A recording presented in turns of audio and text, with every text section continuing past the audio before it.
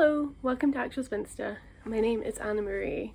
Before I get into the video, there is a link in the description box to a GoFundMe for Alla and her family, and if you could check it out, I would be grateful. Today's video is going to be about Tumblr's favourite book series, and that is the Locked Tomb series. I can't find my copy of Harry the Ninth, but just imagine it's here. It's not a complete series yet. And it consists of Gideon the Ninth, also this is by Tamsyn Muir, sorry. Gideon the Ninth, Harry the Ninth, Nonna the Ninth, and then potentially at some point, Elector the Ninth. Obviously what I said about Tumblr is kind of a joke, but then at the same time, Tumblr does seem to be like the only place where there's like actually any good and interesting discussion about the book, so I sort of think it's true. So I have talked about these books before on my channel because I obviously read them, and then I recently, well, as in last year, I reread Gideon the Ninth, and then I recently reread Harry the Ninth, like this January. I kind of guess I wanted this video to be sort of reflecting on the experience of rereading these books, and also just like my own relationship with the books. And I just want to chat about it, I just want to chat. I guess before I kind of get more into depth about these books, and I will say I'm sure this video will be kind of spoilery, although I'm not sure how in depth I'll go, but like still, if you don't want to be spoiled, then yeah, you might want to not watch this. First of all, I thought I would like talk about how I kind of sit in relation to people who love this series and people who like think it's absolutely terrible. Just my feelings and or thoughts around that, because I guess something I find kind of hard is that like I don't hate this book series. I think it's like doing stuff, but I also wouldn't say that I love it, and I definitely feel like maybe the hype, but then also just like the way people talk about these books kind of alienates is like a really strong word, but like kind of puts me off a little bit, or like makes me very confused about like the experience that they're describing and like why they think it's sort of such a positive thing. I would say like a major criticism of these books is that it's like very like fanfic and homestuck or whatever, which is not something I ever was into, so I can't really speak to like it being derivative in that sense. Clearly like the writing style and yeah, like it is kind of like redolent with a kind of fanfiction-ness.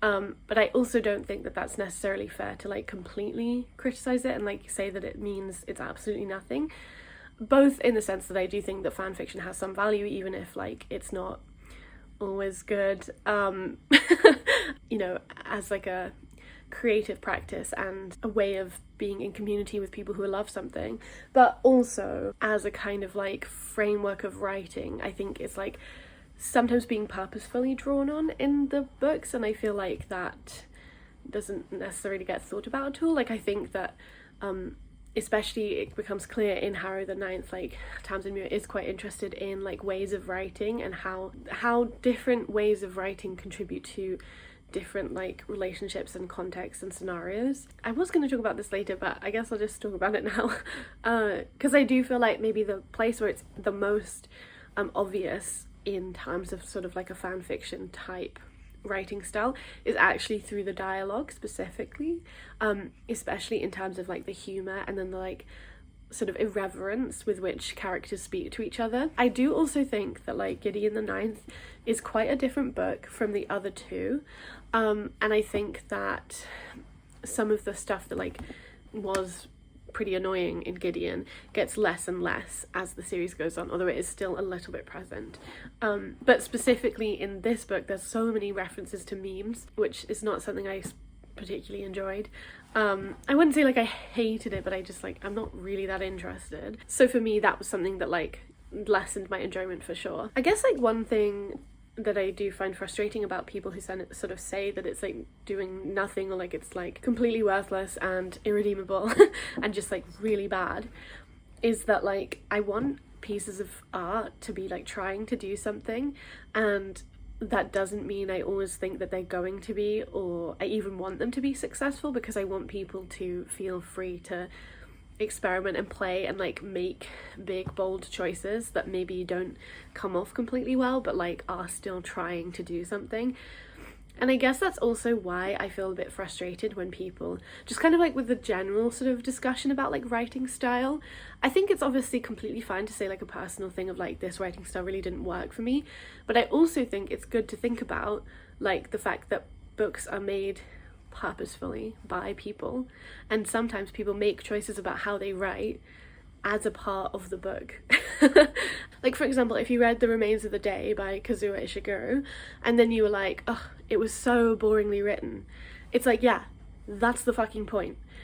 And obviously it's fine to be like, I did not enjoy it because it was so boring, but to say that then ultimately it means that the book is inherently boring, or the book is like kind of like a personal expression of Kazuo Ishiguro's boring writingness, is silly, because it's on purpose. And I feel a bit that way with the criticism of the writing style in Gideon, which obviously isn't to say that you can't like criticize writing style too, because you can also be like, okay, well, it was trying to do this thing and it was failing, and that's obviously fair enough. But I hope that made sense. I feel like sometimes people forget that books are constructed.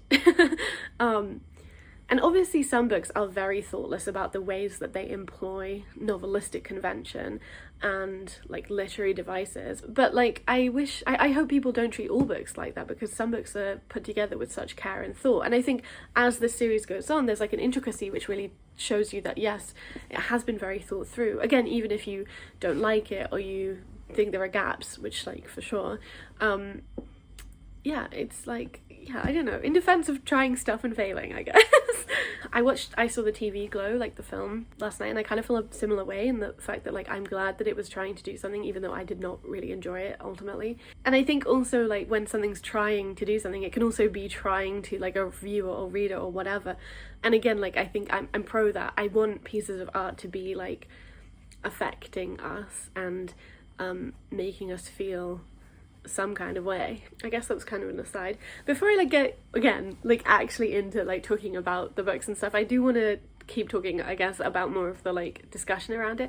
I honestly feel like I have a parasocial relationship with people who love this series, because like I don't, but I also like love to go on Tumblr and I look at their fan art and I read their theories and I'm like lol. But I'm also like, much love to you, you know. Also I think the fan art is really good actually on Tumblr especially. I mean, I guess maybe a lot of it I don't like, but the stuff I like, I love, I would say. Also, I have to say, because I was like looking for people talking about this book series on YouTube, and just like I wanted some good like discussion stuff, and instead I found quite a lot of people being like, I didn't understand what this book was doing at all, but I loved it, which as a sort of way to talk about your experience with a book, I just don't understand. Like, it's good because you didn't understand any of it. Like, I guess they must be kind of being like hyperbolic, but like I feel like that is where one of my like gripes with the people who love it comes in, because I think the sort of like intellectual posturing of the book series, and obviously also a lot of the characters in the series do a lot of intellectual posturing, and I'm thinking of one in particular whose name is I was trying to come up with a pun for God, but I couldn't, so anyway. Like, it's John Gaius, and obviously like that's like part of it, but I feel like you're kind of completely falling for this as like a really deeply intellectual piece of work, when obviously it's also thinking about like the ethics of all of this like high thought, spiritual, like thanagy, necromantic stuff in relation to actual real people and care and like relationships. I feel like saying, oh, I didn't understand any of it but I enjoyed it, is like kind of a way to participate in that. Maybe that's like not fair, but I said it, so I think like for me, especially on the reread where I knew much more about the plot, that I was able to really like hone in on the fact that I think that Tamsyn Muir's descriptions are probably where she fails the most. Like, to some degree, especially I think Gideon and Harrow, but obviously I haven't reread Nonna, but I did read it for the first time, I think last year, or maybe the year before now. I think it was the year before now actually, so I guess that is a while ago. Yeah, there's like a vagueness to the descriptions. At the same time, it's there being like a very specific attention and focus. Like a lot of things are very described. I wouldn't say that they're over described. Like I don't think that, but I would say that you do have to like kind of wade through a lot of description a lot of the time. But then when you're actually thinking about like what the characters are doing or like where they are in a room, I think there's quite like an external vagueness, and that, yeah, became very clear to me even more as I was reading or like rereading Harrow. And I would also say that I think Tamsyn Muir really likes to write a description that is maybe about someone's like physicality, but is actually like an emotionally illustrative description. So it becomes more redolent of their like emotional state or well-being or whatever, as opposed to like the physical acts that they're doing. And I think she does rely on doing that quite a lot as a way to sort of underline and emphasize these like moments of emotional, I don't know, fraughtness or like intensity. I guess intensity is probably the best word for it, but at the same time I think sometimes that means we skip out on actually the material experiences and reality of the people in the places. I think like, I mean, to some degree I guess we can maybe say that there's like a vagueness for Harrow in Harrow the Ninth, because she's very unwell, especially at the beginning, and is like, you know, constantly blacking out and throwing up and just being like extremely unwell. But at the same time, like there still is this like very, like I find it really hard. What was the ship where she wakes up on Erebus or something? I find it really hard to imagine what that looks like. And also with the Mithraeum, I feel like I have some areas kind of, but there's still this like very empty, there's an emptiness to it, and there's a sort of lack of, like I can't really see how things connect. Like I can kind of get like these brief moments of separance, and like I can imagine like in Ianthe's, there we go, in Ianthe's room, and like the paintings on the walls and her bed, but I also can't really get anything else around there. But I can get like that snapshot, and then like I can maybe get like a corridor, but like I don't really understand. I mean, it must be ginormous, so I don't really understand like how it's all fitting where it is. I don't say that as like a complete criticism. I just think, and also this has come from talking to other people who've read especially the first one, being like, I can't like place anything of what was said was happening, and then me thinking more about that and being like, yeah, I feel like that's fair. I also think that like I've been helped by the fact that, like I said, I really like to look at fan art, so I've like looked at people's fan art, and I do feel like maybe the writing style and the vagueness clearly seems to sort of work for some people, or work at least a bit better for some people than others. But yeah, I would say that's something I noticed and think is maybe a little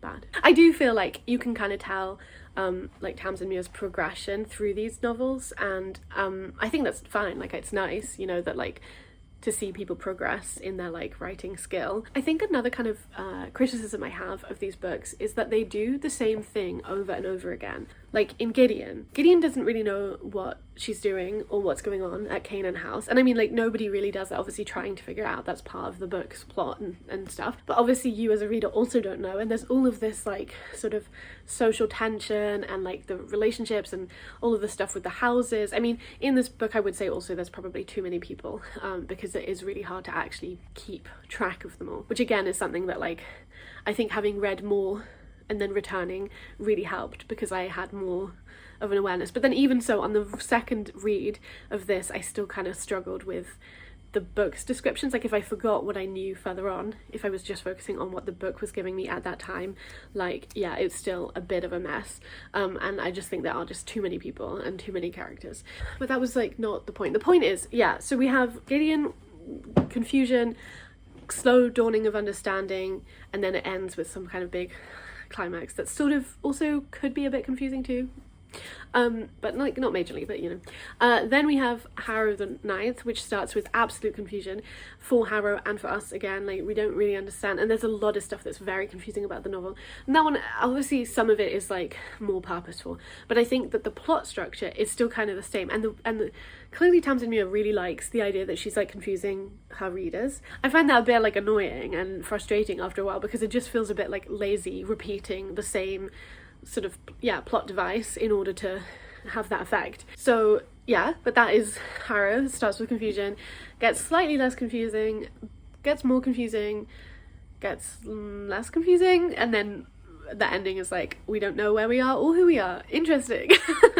So then obviously Nonna starts with the same level of confusion. We're like in a completely different place. None of the main character doesn't know anything. So again, a bit like how Harry starts in Harry the Ninth. And then like, you know, gradually things become clearer and clearer, and like whatever, things start to make sense before maybe they stop making sense right at the end. I don't know. I think they kind of do make sense at the end, but again, I haven't read this for a while, so I can't really remember. I definitely do want to reread this. It's not on the reread list. It's just I wanted to make this video and I didn't want to wait till I'd reread this. And also I guess I'm kind of waiting to reread it until we have a date for Electo, because I'd like to reread it and then I can read Electo the Ninth, but I mean that's not looking very likely. But we'll see. Maybe I'll read it like later this year, depending. So yeah, I just kind of feel like the plot structure is like a bit lazy, and I'm not... I hope that Electo doesn't begin like that. I think it would be good if it's a different setup, but we'll see. I mean, maybe that's what's taking it so long, who knows. I do think that like on the confusion, I feel like having reread Harrow especially, there's like a way that because I understood a lot more about like Blood of Eden and I don't know, like what God was doing, and Electo like a bit, and like all of this stuff from having read Nona, I never know which one it is. Nona. I guess I'll say Nona. But yeah, so because I have that context now, having read Harrow, I felt like I got a lot more out of it, right? Like I understood a lot more what like the conversations with John Gaius were saying, and like what was being kind of explained or shown to both Harrow and the reader. But at the same time, it also made me feel a bit like, actually, I'm not sure how necessary a lot of this is, or at least it made me feel like on the first, like I don't think books, I think it's okay for books to get better as you reread them, but I don't think that they should be such extremely stark difference of a reading experience. I guess unless you've completely missed the point the first time around and you loved it in one particular way and then you understand it in a different way. So I guess maybe none of this works, but like in this sense, I don't think that these books should be like 100% better on a reread because you actually know what's going on. You know, I think that's a failure of the books, because you should be able to at least have some sense of what's going on the first time round, which like obviously I did, but just not to the degree that I have now. There's a lot of conversations.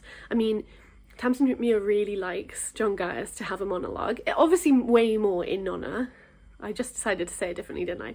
But anyway, way more in Nona. But like this is like the beginning of that. And also obviously like she loves it when they talk about like the kind of theory around thanagy and thalogy and like necromantic death energy and like blah blah blah. But in Harrow there are like conversations between her and John Gaius where like it's telling her stuff about like Blood of Eden, but the thing is, because it's not actually relevant to Harrow in those moments, because she's so wrecked, she's being like attempted to be murdered by some guy, she's, you know, having all of this like, is this real, is this not real, she's kind of being haunted by a dead body, like all of this stuff, and she's having this weird relationship with her past self who's written her letters. Like that's obviously the most important and at the forefront of her mind, to the extent that these conversations with John Gaius just feel a bit like maybe part of that kind of intellectual posturing, but also just like information that is actually not useful and not needed. And I don't feel like, yeah, I just don't really feel like Harrow like uses that information in any real way, so it also kind of floats off of her, and I feel like that's not very effective writing, or I guess I just didn't really like that as a choice. It definitely was really interesting rereading Harry the Ninth. I do feel like I definitely remember having, on my first read, I was like, oh, I like that better than Gideon. And then, so I did expect when I reread Gideon to be like, okay, it's not a 4-star, it's like a 3.5 star. But I decided to still give it a 4-star then, because I clearly still thought it was like solid. I kind of thought that on a reread, Harrow would go up to maybe like a 4.5 star, but I don't really feel that way. But then I do also have a rule where like, even though Storygraph lets you do for like 2.5 and 7.5 ratings, I decide not to do those because it kind of stresses me out and I think it's a bit silly. I feel like either give it 4 stars or don't. I don't know. So, but I guess if I were to allow myself to do that, I would maybe give Gideon 3.75 and Harrow 4.25, maybe. But even then, whatever. So, but yeah, I don't know what that was about, sorry. Yeah, obviously, like, there's this stuff with Gideon's mother as well. I don't know, like, something I really respect about this series is the, like, intricacy and the depth of, like, all of this different, like, sort of political tensions going on and like all of this warring stuff, like blah blah blah, but at the same time, like I think that's sometimes where it fails a bit, where it's trying to be so like contrived that it loses some shape and also just becomes a kind of exercise in like being clever, or like confounding the reader, which I mean, I don't really like that. I like projects that respect the reader and doesn't just like hand feed them information and stuff, but I don't really like it when they don't do that. When the author kind of feels a bit like she's trying to demonstrate how clever she is. I guess ultimately I just don't think that these books on the first read through need to be as confusing as they are. Like I think that that's a symptom of like not great planning stage of like when new information comes through or like how it's shared. That's where it could be worked on. Like I genuinely do enjoy these books, but I just also feel like there's not good discussion of them anywhere except from Tumblr. But then even then, Tumblr is so like heart eyes emoji about the series that it's a little bit difficult too. I guess like one thing that I do think that is also missing a lot from like both Tumblr discourse and also just these books in general is the way that they're obviously about like Catholicism. Sorry if you just changed. Like these books are clearly about Catholicism from the get-go. I mean, like thinking about the Necromancer Cavalier bond, and how it's based off of consuming the Cavalier in some capacity, in like a cannibalistic sense. That's obviously transubstantiation, right? It's like very connected to drinking the blood and the body, like eating the body of Christ, and all of this stuff about souls as well feels very like that. And I mean the representation of God is also, I think, part of that too. And obviously these books are interesting in terms of how they think about religion, faith, and Christianity, specifically like Catholicism. Being like a gay Catholic, I think, is like very part of this too. And there's also this like clear kind of through line about like sensual grotesqueness that is associated with like sapphic desire. I mean, something I do really love, especially about Harrow, is that like Harrow the Ninth, not necessarily the character, I mean she's fine, like, is that like the fact that she was like brought up as a nun like really has impacted her. And so when she is with John, like she's a nun, like she's been a nun for him and about the ninth house. And I feel like that I like that she didn't just kind of let go of the stuff that impacted her past. I also found some of the descriptions like at their most touching, about her kind of in this like flinching, wanting, touching kind of stuff. Like I just, that was not well expressed, sorry, but I found it deeply relatable, but I also just thought it was like very beautifully and well expressed, the sort of like the difficulty and the like deep desire for intimacy, that deep missing of that kind of like caring, sensitive, touch, holding, I don't know. I honestly feel like Katie Gavin's song Inconsolable is a mood, but it's also like a mood for Harrow specifically. Obviously also like the character of God, or John Gaius, in these books is like a very hyper personified concept of God, which I think is also quite like a Christian sense of God. Obviously like it's complicated, but I feel like that like is all part of it. I also feel like if I had read these books a while ago, maybe I would have like more identified with and like loved the representation of God.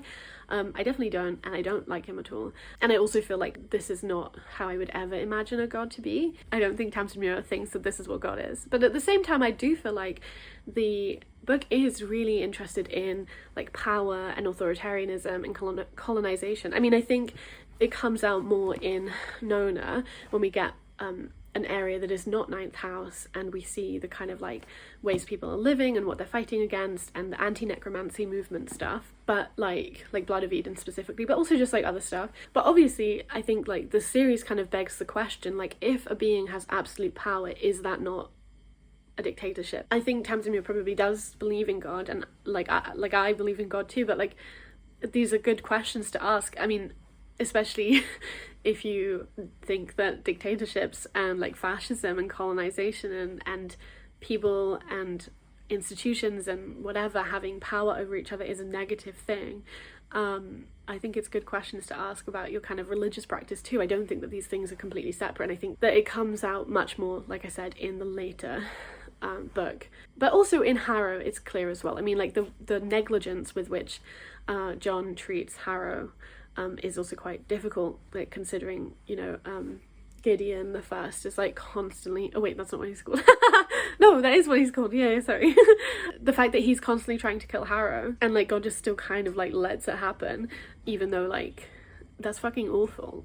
Like, yeah, I definitely said some of this stuff before too, because one of my main kind of criticisms when I first read the series was the way that like really thin bodies were being described, and like how I think it's really lazy and kind of stupid, and also a little bit fatphobic too, that like the necromancers are like really thin, and like that's how they know that they're necromancers, because they're like so thin, which is just like being dead and having skeleton, like whatever. And I do feel like there is maybe like one redeemable fat character, and in the books I don't think she's described as fat as like in the fan art she's represented as, and that's Coronavirus, who I do love. Like I think she's great and I love her, but I really dislike that is the case, and like there's so few fat people. I definitely have also said this before. I mean, Harrow clearly does have like eating disordered behaviors. I didn't feel as like impacted or affected by it on this reread of Harrow the Ninth, but I do remember that Nona the Ninth is like even more like explicitly not necessarily associated with thinness, but just like somebody who's like struggles to eat and like doesn't want to eat, and that is like quite difficult. So I do feel like it's good to know that going in. I do feel like the representation in Nona is like purposeful in a way that I feel like some of the stuff, especially in Gideon, is like less thoughtful and like more just annoying. I did see this like theory about Mercy Morn and like her hair, and like there was like a Barbie that had similar peach colored hair or something, and obviously like Electra kind of looks like a massive Barbie, and so I now do kind of live in fear that Electra the Ninth is just gonna be Tamsyn Muir being like, they were dolls all the time. And like I think in Nona, like when John and Harrow are talking, like he does talk about like taking a doll and like putting the world in the doll, so there obviously is stuff to do with dolls in there, like, which would be fine, but I just like, if all of them turn out to be dolls, I'm gonna be so annoyed. Like, yeah, obviously also coupled with like the Annabelle Lee stuff with Electo is sort of interesting. Anyway, this is like not where I meant to go. Oh wait, but on the doll thing, also because John Gaius's eyes are like black with like a white ring, that also looks like a doll's eyes, right? And like obviously he has Electo's eyes, so then like Electo's definitely a doll, right? Yeah, I guess I just wanted to give like a moment to talk about how I love Mercy Morn. I think she's an awful nightmare woman and I just love her. I am really looking forward to rereading Nona because like I love Camilla and Palamedes, and obviously they're like barely in Harrow. Yeah, anyway, I just wanted to have a moment for Mercy Morn, whom I love, and I do love that she's the Saint of Joy. I love that. I've listened to the audiobook for some of them because like my library has copies and stuff, so occasionally I've like switched over. I reread Harrow this time mostly on audio actually, but the point is that the person who reads the audiobooks, I would really recommend. I think she does an extremely good job. She really helps with differentiating characters, but I also just think like, yeah, she's really, really good at it. I do feel like maybe from her narration you can kind of tell that the person who's narrating Harrow the Ninth is Gideon from the get-go, but that's just because, I mean, she's obviously trying to recreate, like, it makes sense. And also, it's not, like, super, super obvious or anything, but just, like, I guess if you were thinking about it, you're like, oh, that's the same tone she uses for when she was, like, doing Gideon's voice.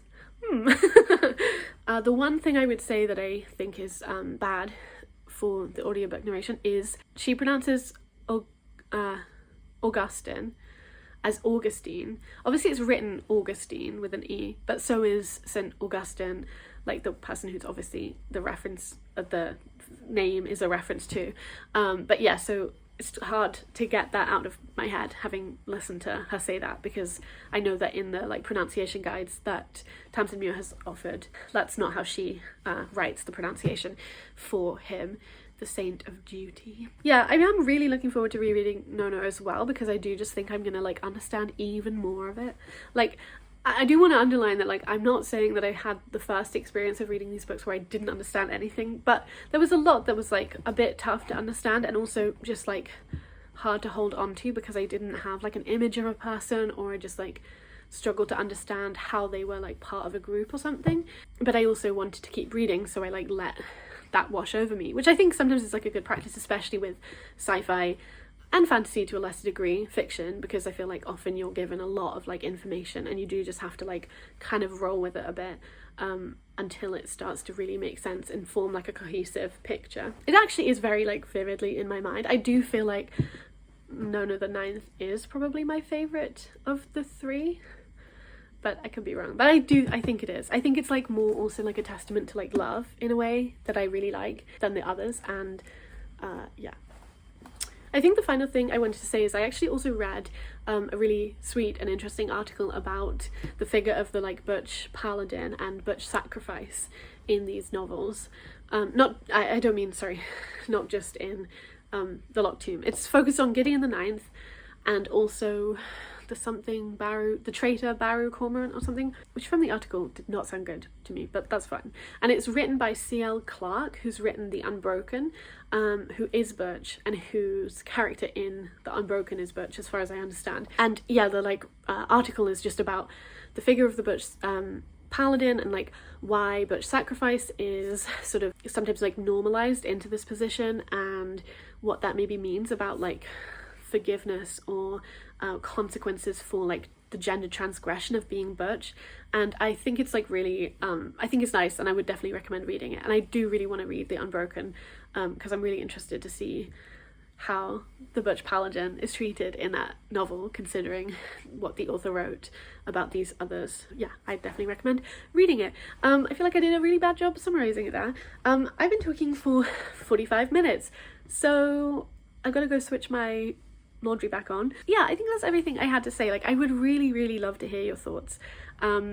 I obviously have talked like in brief about this book series on my channel before. I guess I could maybe find those instances. I don't know if it's really worth like putting them for you because I don't think I say very much, but maybe I will. So if I do, I'll put them in the description box. Yeah, I think that's everything I had to say. Definitely do let me know if you've read the Locked Tomb series, like what you thought about it.